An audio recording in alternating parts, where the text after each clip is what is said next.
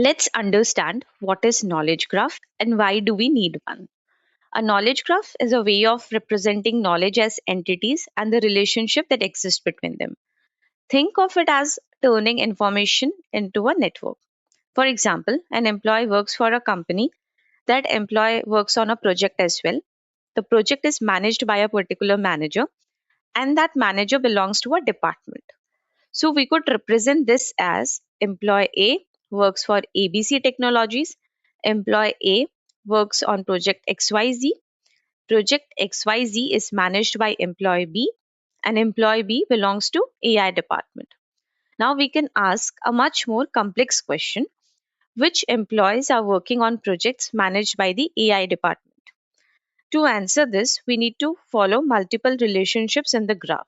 And that process of following connections from one entity to another is called graph traversal.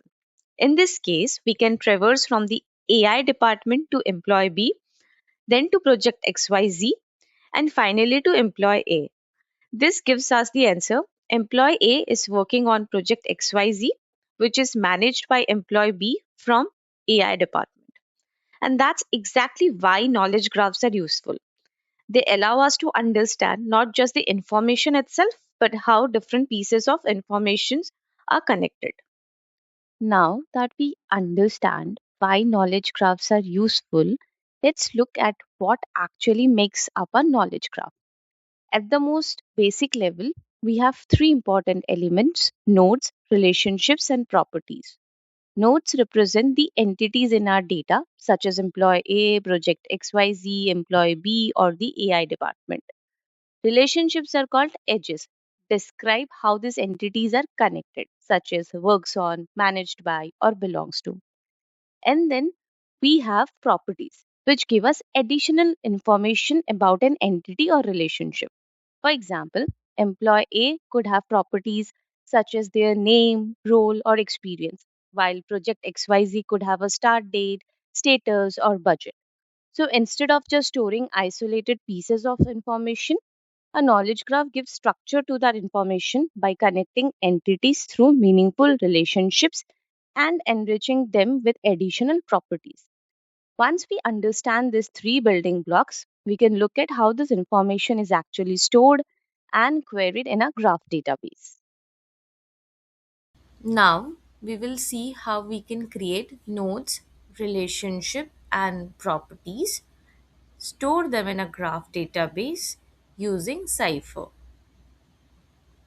Here we are using create command to create three different nodes such as person, company and project.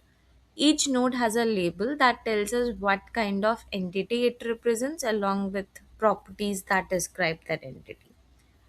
For example, person node is an entity and properties of that person node include name, age, job title and city.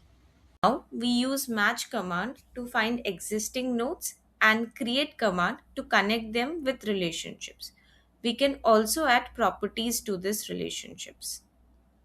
So we have our complete graph where nodes represent entities, properties describe those entities, and relationships connect them, with relationships having properties of their own as well. Together, they form a connected graph that we can now query using Cypher. We query the graph to find people who work at companies developing more than one project and return the matching traversal path. Note, for this query, we assume that company A also develops a second project, AI Insights. We can add this using the same develop relationship we used to connect company A with the knowledge graph platform project. Here is a recap of what we have learned so far.